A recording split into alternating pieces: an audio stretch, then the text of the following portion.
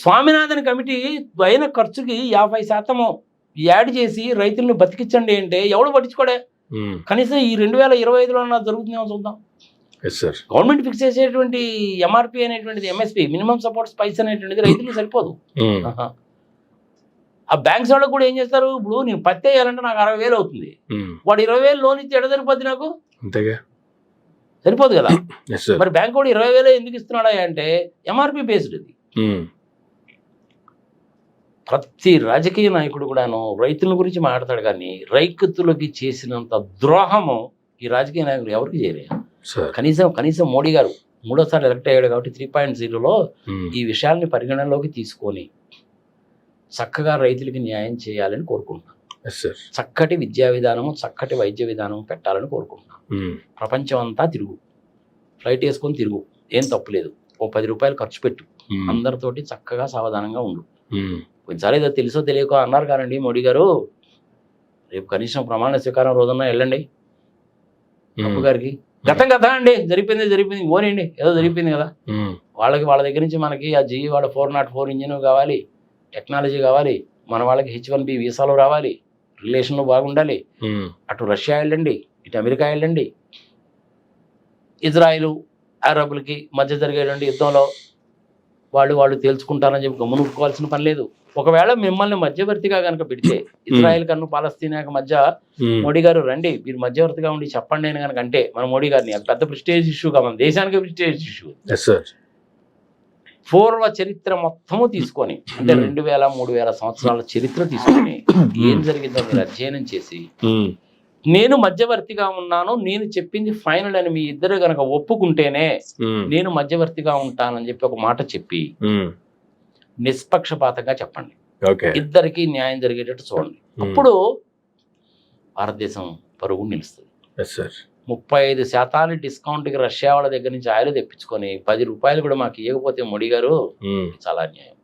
ఈసారి అది చేస్తారు అని చెప్పి నేను ఆలోచిస్తున్నాను. ఎందుకులే GSTలో తీసుకొస్తే ఇంకా ఆ ప్రాబ్లం కూడా ఉండదుగా.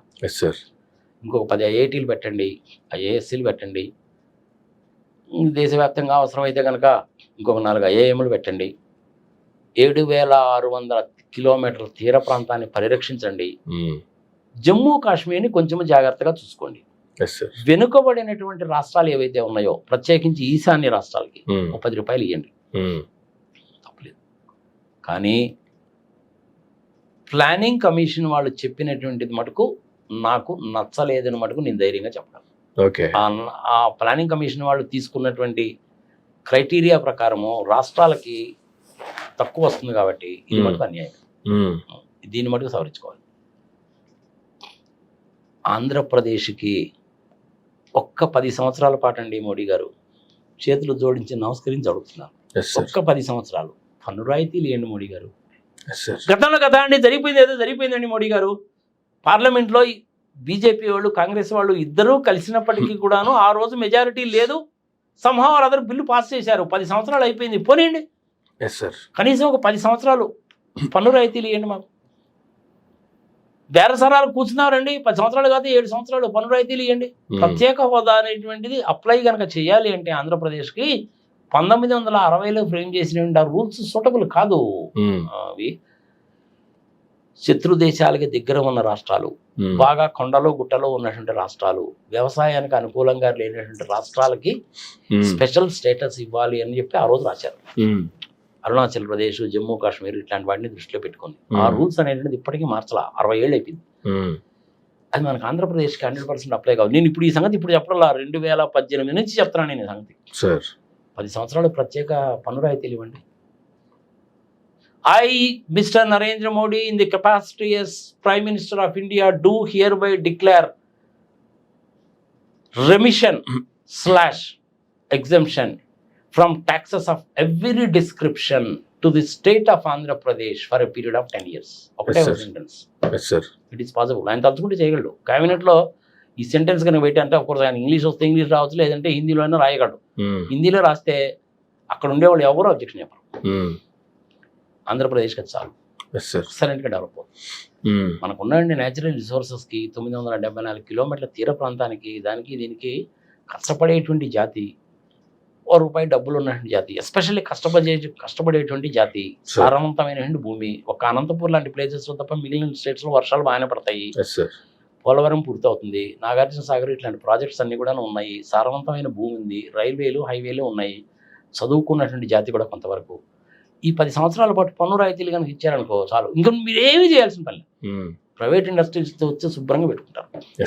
కడప స్టీల్ ప్లాంట్ సంగతి సమాచారం దాని గురించి మర్చిపోతున్నాం. ఇది నేను కోరుకుంటున్నాను. మరి మోడీ గారు ఏం చేస్తారని చూద్దాం. ఓవరాల్గా చెప్పాలి అంటే దేశాన్ని గురించి కనుక చెప్పాలంటే 5-6% ఇన్ఫ్లేషన్ ఉంటుంది. దేశానికి ఏమీ ప్రాబ్లం ఉండదు. ప్రపంచవ్యాప్తంగా రెసిషన్ ఉన్నప్పటికీ అందరితోటి కూడాను సఖ్యతగానే ఉండండి. పాకిస్తాన్ గురించి పెద్దగా ఆలోచించాల్సిన పని లేదు. చైనా వాళ్ళతో మటుకు ఒళ్ళు దగ్గర పెట్టుకొని జాగ్రత్తగా ఉండాలి. ఏదో ఒక రోజు సాల్వ్ చేయొచ్చు. విదేశాల్లో ఉన్నటువంటి ఆ 90 లక్షల కోట్లని మీరు ఏదైతే చెప్తున్నారో అది తీసుకురావడానికి కూడా నేను మెదడు చెప్పాను. పాటిస్తారా లేదా అన్నది మీ ఇష్టం. పెట్రోలు డీజిల్ని జిఎస్టీలోకి తీసుకొచ్చేయండి. విద్యా సంస్థల్ని, ఆరోగ్య సంస్థల్ని, హాస్పిటల్స్ని పెట్టండి. ఈ బుల్లెట్ ట్రైన్లు సంవత్సరం అది ఇంకో 10 ఏళ్ళు పోయిన తర్వాత చూసుకోవచ్చు. ఎందుకు వచ్చింది కదా, అది దేశానికి సంబంధించింది, రాష్ట్రానికి సంబంధించింది. ఇది చేస్తారా లేదా చూద్దాం. జై Hind. Thank you sir, thank you very much. మీరు అన్నట్లుగా రాష్ట్రానికి 10 years ప్రత్యేక రాయితీలు ఇచ్చి ట్యాక్సులు మొత్తం లేపేసి ఇటువంటి డెసిషన్ మోదీ గారు తీసుకోవాలని ఈ నూతన సంవత్సరంలో ఆయన కోరుకుందాం. Thank you sir. ఇదండి 2025 సంవత్సరానికి సంబంధించి ఏం జరగాలి, ఏం జరిగితే రాష్ట్రానికి బాగుంటుంది అనే దానికి సంబంధించి నాగార్జున రెడ్డి గారు ఇచ్చినటువంటి వివరణ. ఇది నాటి ఇంటర్వ్యూ. మరొక ఇంటర్వ్యూలో మళ్ళీ కలుద్దాం. చూస్తూనే ఉండండి మైరా మీడియా.